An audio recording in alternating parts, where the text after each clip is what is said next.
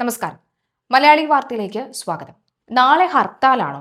നാളെ ബസ്സുകളൊക്കെ ഇറങ്ങോ? ബാങ്ക് ഉണ്ടാകുമോ? സ്വകാര്യ വണ്ടികളൊക്കെ തന്നെ വെളിയിൽ ഇറങ്ങിക്കഴിഞ്ഞാൽ തടസ്സമുണ്ടാകുമോ? അല്ല, എന്തിനാണ് ഇപ്പോൾ ഹർത്താല്? നാളെ കേരളത്തിൽ ഹർത്താൽ ആഹ്വാനം ചെയ്തിട്ടുണ്ട്.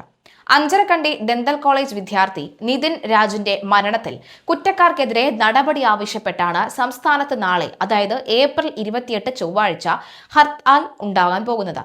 Justice for Nitin Raj action കൗൺസിലും ദളിത് ആദിവാസി സംഘടനകളുമാണ് ഹർത്താൽ പ്രഖ്യാപിച്ചിരിക്കുന്നത്.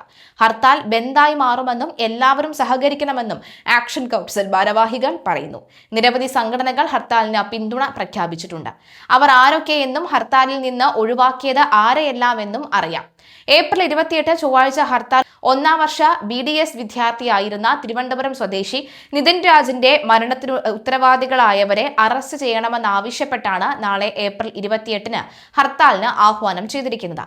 രാവിലെ 6 മണി മുതൽ വൈകിട്ട് 6 മണി വരെയാണ് ഹർത്താൽ. ക്യാമ്പസ് കൊലപാതകങ്ങൾക്കെതിരെയുള്ള പ്രതിരോധം എന്ന നിലയിലാണ് ഹർത്താലിന് ആഹ്വാനം ചെയ്തിരിക്കുന്നത്. അത് മാത്രമല്ല, നിതിൻ രാജ് മരിച്ച ഇത്രയും ദിവസമായിട്ടും പ്രതികളെ പിടികൂടാൻ സാധിച്ചില്ല എന്ന് പറയുന്നതിലും വലിയ വീഴ്ച സംഭവിച്ചു എന്നാണ് മനസ്സിലാകുന്നത്. ഹർത്താലിന് ആഹ്വാനം ചെയ്ത ആക്ഷൻ കൗൺസിൽ പ്രതിഷേധക്കാരുടെ ആവശ്യങ്ങൾ എന്തെല്ലാം എന്ന് പരിശോധിക്കാം. നിതിൻ രാജിന്റെ മരണത്തിന് ഉത്തരവാദികളായവരെ മുഴുവൻ അറസ്റ്റ് ചെയ്യുക, അഞ്ചരക്കണ്ടി ഡെന്റൽ കോളേജിന്റെ അഫിലിയേഷൻ റദ്ദു ചെയ്യുക, രോഹിത് വിമുല ആക്ട് നടപ്പിലാക്കുക, നിതിന്റെ കുടുംബത്തിന് 10 കോടി രൂപ നഷ്ടപരിഹാരം നൽകുക, ജുഡീഷ്യൽ മേൽനോട്ടത്തിൽ കേസ് അന്വേഷണം നടത്തുക എന്നീ ആവശ്യങ്ങൾ ഉന്നയിച്ചാണ് ഹർത്താൽ നടക്കുന്നത്. ഏപ്രിൽ 28 ഹർത്താലിനെ പിന്തുണയ്ക്കുന്നത് ആരെല്ലാം? Justice for Nitin Raj action കൗൺസിലും ദളിത് ആദിവാസി സംഘടനകളുമാണ് ഹർത്താലിന് ആഹ്വാനം ചെയ്തിരിക്കുന്നത്. പൗരസമൂഹവും ഉൾപ്പെടെ 60ഓളം സംഘടനകളാണ് ഹർത്താലിനെ പിന്തുണയ്ക്കുന്നത് എന്നാണ് ആക്ഷൻ കൗൺസിൽ ഭാരവാഹികൾ കണ്ണൂർ പ്രസ് ക്ലബ്ബിൽ നടത്തിയ വാർത്താ സമ്മേളനത്തിൽ ആവശ്യപ്പെട്ടത്. റോഡിലിറങ്ങുന്ന സ്വകാര്യ വാഹനങ്ങൾ തടയും. ഹർത്താൽ ദിനത്തിൽ റോഡിലിറങ്ങുന്ന എല്ലാ സ്വകാര്യ വാഹനങ്ങളും തടയുമെന്നും വ്യാപാരികൾ കടകമ്പോളങ്ങൾ അടച്ച് സഹകരിക്കണമെന്നും ആക്ഷൻ കമ്മിറ്റി ജില്ലാ കൺവീനർ സുനിൽ കൊയിലേരിയൻ കണ്ണൂരിൽ നടത്തിയ വാർത്താ സമ്മേളനത്തിൽ കഴിഞ്ഞ ദിവസം പറഞ്ഞിരുന്നു.